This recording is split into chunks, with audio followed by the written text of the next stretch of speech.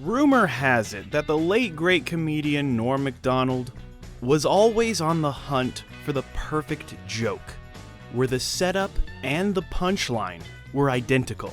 And the closest he ever got to telling that perfect joke was this. Julia Roberts told reporters this week that her marriage to Lyle Lovett has been over for some time.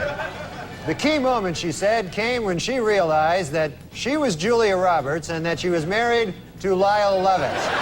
And the reason why this is the perfect joke is because universally everyone knows that Julia Roberts is a pretty woman. But this Oscar-winning actress is so much more than that, excelling in tear-jerking dramas, and she's amazing at suspenseful thrillers, always keeping you on the edge of your seat. Not to mention that she turned starring in a romantic comedy into an art form. She's the original girl next door, with that southern charm that has carved out a career of legendary proportions. But in recent years, her output has slowed down a bit, perhaps favoring quality over quantity? I don't know. But let's find out, because that's what we do. So yeah, I'm gonna ask that question, that WTF question, what the f*** happened to Julia Roberts?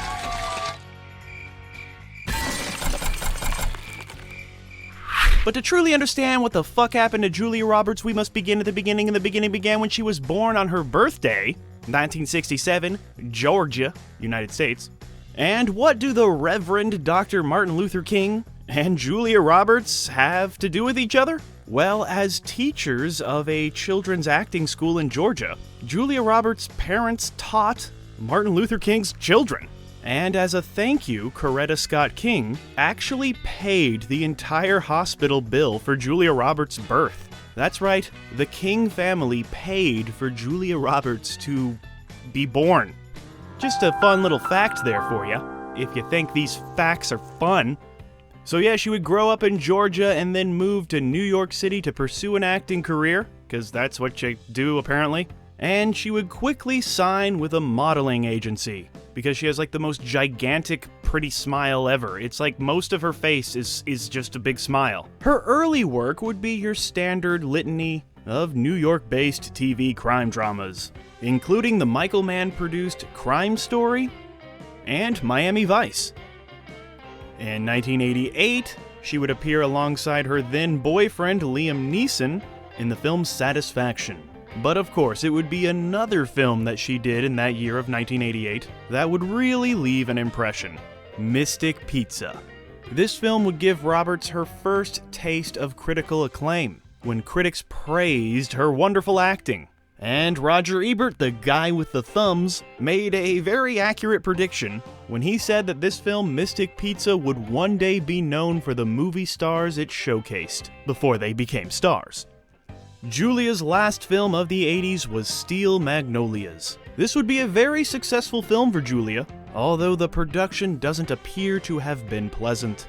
Miss Roberts would play the ill-fated Shelby, based off the author's own sister, who passed away from type 1 diabetes, and for her harrowing performance, Julia Roberts would win a Golden Globe, back when people cared about those, as well as be nominated for an Academy Award for Best Supporting Actress.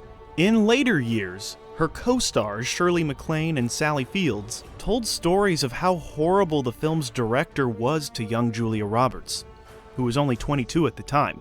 Her co-stars said that the director continuously told Julia Roberts that she sucked at acting and that she was not a pretty woman. But funny enough, that would be the title of her next movie. Da-da-da-da-da-da. So by now, Julia Roberts had established herself as the, relatable girl next door type, who's also, really, really attractive.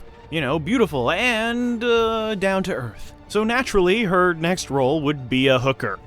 That's right, Julia Roberts signed on to play a Hollywood prostitute in Garry Marshall's Pretty Woman, a romantic comedy about a rich man played by Richard Gere hiring a prostitute, a lady of the night, to go to functions with him. This is the film that turned Julia Roberts into a megastar. This is the absolute perfect role for her. Julia plays this part with such warmth and glee that it wasn't just Richard Gere's character who fell in love with her, it was all of us. Falling in love with a hooker, what could go wrong, right y'all? Julia Roberts would receive another Golden Globe victory and an Academy Award nomination for Best Lead Actress for her incredible, heartwarming, heartbreaking, hilarious performance. The original script to Pretty Woman was actually a much more, darker, realistic take on prostitution, and many other actresses were considered for the role. But when Julia Roberts came to audition, her charm, it was just so infectious that they pretty much changed the entire tone of the movie to be more, pleasant. And this was all done because she had perfect chemistry with Richard Gere, and it worked out. Everything just worked out perfectly. Had a happy ending and everything.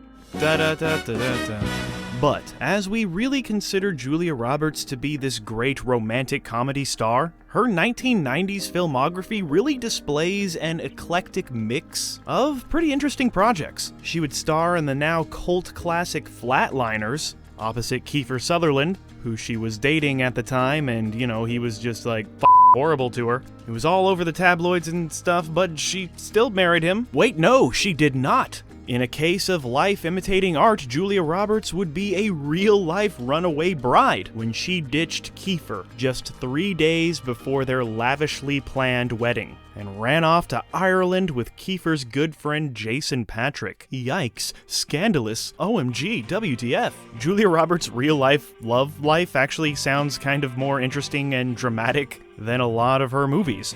Julia Roberts' differing taste in projects helped her pick vastly different roles, such as the $175 million grossing Sleeping with the Enemy, which broke the record at the time for the highest opening ever for a female-fronted film. This was followed by reuniting with her Flatliners director Joel Schumacher for the also financially successful Dying Young, once again proving her star power with audiences. And if Pretty Woman made all of the grown men fall in love with Julia Roberts, Hook is the film that made all the young boys fall in love with her in the 1990s, and some girls too, I guess. Yeah. We all knew Tinker Bell from the animated classic of Peter Pan, but Julia Roberts brought her to life, infusing Tink's personality with her own lovable personality that really only she could have done. And of course, there's that infectious laugh. But unfortunately, it seems that the magic on-screen was not matched off-screen, as various reports say that Julia Roberts was an absolutely horrible person to work with, diva. A lot of people on set even started calling her Tinker Hell, behind her back, of course. Director Steven Spielberg said that Julia Roberts would refuse to leave her trailer for hours. And this is why Steven Spielberg refuses to work with Julia Roberts ever again. But for her part, Julia Roberts would fire back saying that Steven Spielberg was the difficult one. I don't know what the true story is, but I love the movie Hook, so there's that. And Julia Roberts is a pretty good Tinkerbell. After cameoing in Robert Altman's The Player in 1992, Julia Roberts would partner with Denzel Washington for The Pelican Brief, which is the type of movie I really enjoy. A legal mystery thriller that keeps you on your toes, and the chemistry between Julia Roberts and Denzel Washington was present in every frame. And I think it was Julia Roberts who presented Denzel his Oscar when he won, and you can really see that these two are good buddies. But yeah, actually that seems to be the key to Julia Roberts' success. She seems to have chemistry with almost all of her co-stars. Case in point would be her next romantic comedy, I Love Trouble, opposite Nick Nolte, followed by Something to Talk About opposite Dennis Quaid. Each of these films was very financially successful, pulling in at least twice their production budget. Yay, money. But the same cannot be said for Miss Roberts' next outing as a lead in Mary Reilly, which only made $12 million at the box office. And all of those pesky critics, they said that Julia Roberts was horribly miscast in this one. And her next film wouldn't fare much better. She would star opposite her ex-boyfriend, Liam Neeson, in Michael Collins. Then she went on to work with Woody Allen, joining the ensemble cast of Everybody Says I Love You. And yeah, if you can convincingly deliver dialogue written by Woody Allen, then that means you're a good actress. In 1997, she would return to the world of romantic comedies with My Best Friend's Wedding, which grossed just under $300 million worldwide, and would garner a Golden Globe nomination. It was these roles that continued to make the world fall in love with Julia Roberts. Combine this with her role 2 years later when she was just a girl standing in front of a boy asking him to love her, opposite Hugh Grant in Notting Hill, which would nab her yet another Golden Globe nomination back when people cared about them. But yeah, in Notting Hill, Julia Roberts, the movie star, she's really good at playing a movie star. This would be followed by reuniting with the Pretty Woman duo of Garry Marshall and Richard Gere for the semi-autobiographical Runaway Bride, making Julia Roberts the quintessential rom-com queen. But she wasn't just killing it in rom-coms, you guys. Her other films were also filling theaters, like when she starred opposite Susan Sarandon in the heartbreaking drama Stepmom, or when she starred opposite Mel Gibson in Conspiracy Theory, directed by the late great Richard Donner. And this film about conspiracy theories is so good that many people think that Hollywood made it to make us think that these conspiracy theories are just silly stuff that the movies made up, but no, they're real, they're all real. Making this film, Conspiracy Theory, an actual conspiracy theory that Julia Roberts is in the center of. This means something. I don't know what it means, but it means something. Of course, all of that was just leading up to the turn of the millennium, when Julia Roberts would play the true-life legal clerk Erin Brockovich in the film called Erin Brockovich. For her transformative performance, Julia Roberts became the first actress to ever win a BAFTA, a Critics' Choice, a Golden Globe, a National Board of Review, a Screen Actors Guild, and an Academy Award for a single performance. Wow, she's a hero like the real Erin Brockovich. Critics said that this film needed Roberts' talent and likability to really sell this character, and it's hard to argue that fact, as I cannot think of any other actress that should have played this character, Erin Brockovich. Only Julia could have pulled off the depth and the nuance that this character required. Yeah, can you believe that she beat the Requiem for a Dream lady? I can't. But she did, so good for her. The following year, after winning that Oscar, that unholy golden idol, she would appear in a string of box office successes.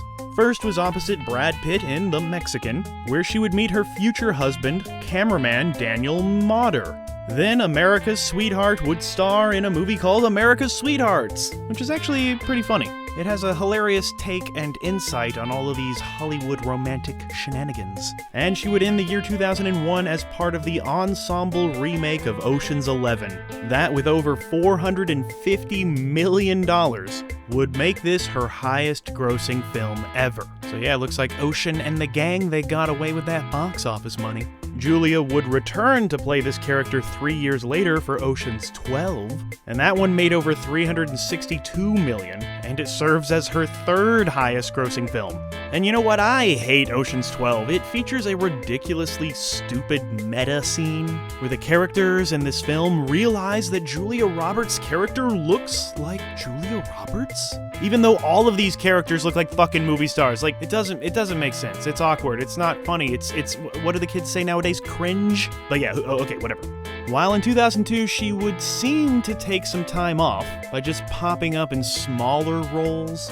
She was in 3 films that, she was good in, but it kind of felt like she was doing her friends favors. Like the movie Grand Champion, opposite her niece, Emma Roberts. Yeah, they're related.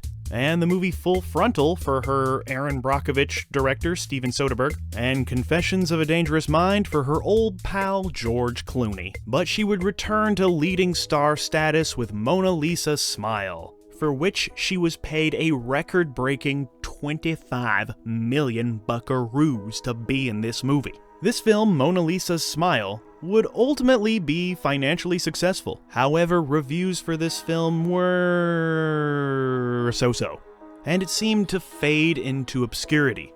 She then would work with legendary director Mike Nichols in the film Closer, where all of her co-stars would be nominated for Academy Awards. but not her, but who cares? And then she would provide a voice in The Ant Bully, and would play Charlotte in Charlotte's Web. You know, the spider. Then she would reunite with Mike Nichols opposite Tom Hanks and Philip Seymour Hoffman for the true story, Charlie Wilson's War, playing a beautiful, classy Southern belle. It is Julia Roberts' versatility as an actress that truly sets her apart. Whether she's conning you in the film Duplicity, making you fall in love with her even though she has limited screen time in Valentine's Day, directed by Garry Marshall, or if she's going on a journey of self-discovery in Eat, Pray, Love. No matter what she's in, you go along for the ride because Julia Roberts truly is America's sweetheart. Just like that movie, America's Sweethearts. Over the past decade plus, she has continued to reinvent herself while staying true to who she is. Julia Roberts is always reliable in a nice, lighthearted comedy, the romantic kind, like the one she did with Tom Hanks, Larry Crowne. And yeah, a lot of people give this movie some shite because it's like bland and everything, but even though this movie is bland and uninteresting, the two leads, Tom Hanks and Julia Roberts, are still fun to watch. Then she would switch it up by playing the evil stepmother. Was she evil in Stepmom? In the not Disney big screen version of Snow White titled Mirror, Mirror. And then she joined the amazing ensemble cast of August Osage County, securing another Academy Award nomination for Best Supporting Actress. This actress right here, she supported the best.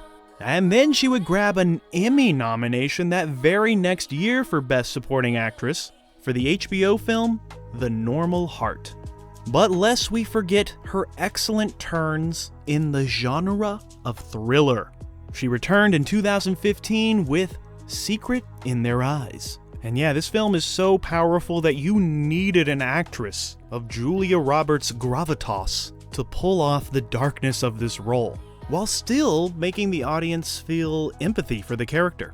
Then perhaps she needed to lighten things up a bit, and Julia Roberts would return for her old pal Garry Marshall's Mother's Day. And this time it was no mere cameo, no, she actually had a full-fledged role, which was a good thing because this ended up being Garry Marshall's final film before his death. And you know what? Even though I've never seen Mother's Day and I don't really plan on it, I like the fact that these two, Julia and Garry, got to work together one last time before going to heaven. And yeah, this is all great even though Julia Roberts would receive a Razzie nomination for Worst Supporting Actress. This actress right here, she supported the worst, they said. Next, she would reunite with George Clooney for the Jodie Foster-directed thriller Money Monster, where her empathy for the man who was holding her hostage is the audience's window into what the movie really is about. So yeah, Julia Roberts, she was the soul of this film. Money Monster isn't just a hostage movie. It's so much more. It's a story of good people being driven to the brink by those who are taking advantage of the less fortunate. Don't you do that. Her next 3 films were either box office successes or received a lot of critical praise. Films like Smurfs, The Lost Village, Wonder, and Ben is Back. This career boost allowed Julia Roberts to make the pivot that many movie stars seem to have made over the past decade. She went to TV, television, the boob tube. Not that she was a stranger to the medium, having made memorable guest appearances on such shows as Friends and Law & Order, for which she was nominated for an Emmy. Oh yeah, and she was in Running Wild with Bear Grylls. But yeah, in 2018, Julia Roberts would star in her first series regular role in Amazon Prime's Homecoming, playing a social worker for soldiers' transition into civilian life. Julia Roberts would be nominated for several awards for this role, including a Golden Globe for Best Lead Actress, and she must have enjoyed her time on TV because after a 4-year break from acting, Julia Roberts would be back on the small screen opposite Sean Penn for the true-life Watergate political thriller series Gaslight, and she would be nominated for Best Actress by the Hollywood Critics Association. Julia Roberts is one of the biggest movie stars in the world because she always comes across as, a down-to-earth, relatable, friendly human being person. Her infectious laugh and her incredible beauty made us all fall in love with her, or in like with her if you don't want to get too serious. She has become known as the rom-com queen, even though that genre only makes up a small portion of her resume. I think she truly shines in suspense thrillers, actually. But hey, that's me, what do I know? Not that much stuff. Her immense talent has carried her through an over 30-year career. And it seems like her passion for acting and cinema is still thriving. It's still there. She's even reuniting with George Clooney again, soon, in the very enjoyable-looking Ticket to Paradise. I'm gonna make a prediction here. Ticket to Paradise will be a surefire box office hit, and we will see another return of Julia Roberts. Maybe. Or not. She doesn't really need a comeback because she did so many amazing things. So yeah, if you want a comeback, you can have it. If not, it's totally fine because you know what? You're Julia Roberts. So yeah, nobody should give a f*** about what the f*** happened to Julia Roberts because she's doing just fine.